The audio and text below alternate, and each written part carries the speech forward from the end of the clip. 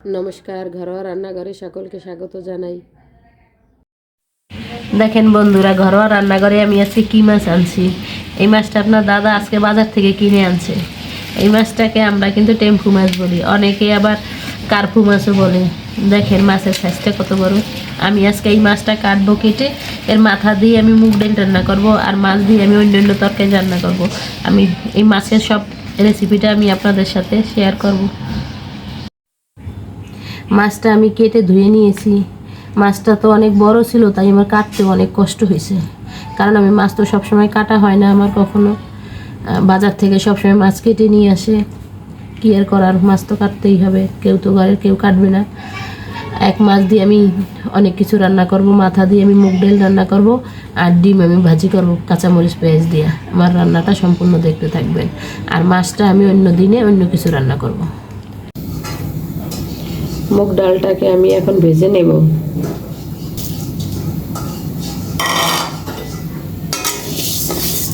ডালটা এখানে আমি বেশি ভাজবো না, হালকা লাল লাল করে ভাজবো। বেশি লাল হলে তাহলে এর গন্ধটা চলে যাবে।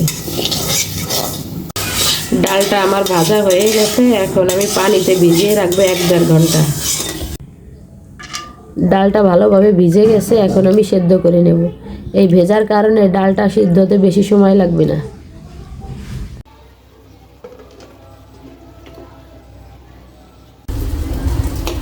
ডালটা আমার মোটামুটি সিদ্ধ হয়ে গেছে,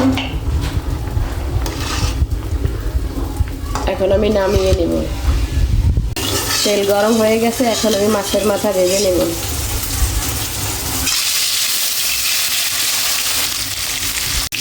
মাছের মাথা আমার ভাজা হয়ে গেছে, এখন আমি নামিয়ে নেব। আমি আর একটু সরিষার তেল দিয়ে নেব, একটু জিরা ফোড়ন দিব, 2-3টা শুকনো মরিচ,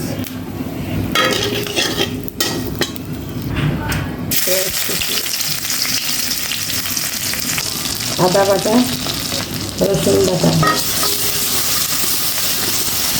কাঁচামরিচ কুচি,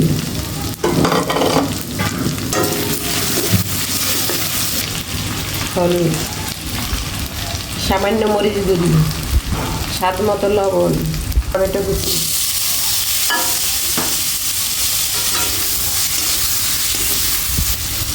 ধনে বাটা দিয়ে ভালোভাবে আমি কষিয়ে নেব।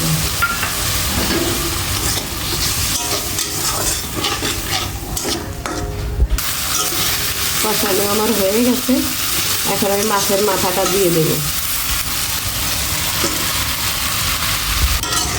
মাছের মাথাটা আমি আরেকটু কষিয়ে নিয়ে এখন আমি ডালগুলো দিয়ে দেব।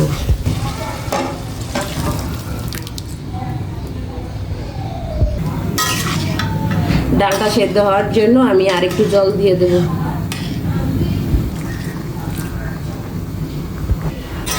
ডালকে কত ঘন খাবে তার উপরে নির্ভর করে। আমি আর এই ডালে আর কোনো পানি দেব না, এখন এইভাবেই আমি রান্না করে নিব। আমার ডালটা প্রায় হয়ে আসছে, এখন আমি 2টো তেজপাতা দিয়ে দেব। এই তেজপাতা একটু পরে দিলে হয় কি, তেজপাতার ঘ্রাণটা একটু ভালো আসে, তাই আমি একটু পরে দিয়ে দিয়েছি। ডাল রান্না আমার পুরোপুরি হয়ে গেছে, এখন আমি একটু গরম মশলা আর জিরার গুঁড়ি দিয়ে নামিয়ে নেব।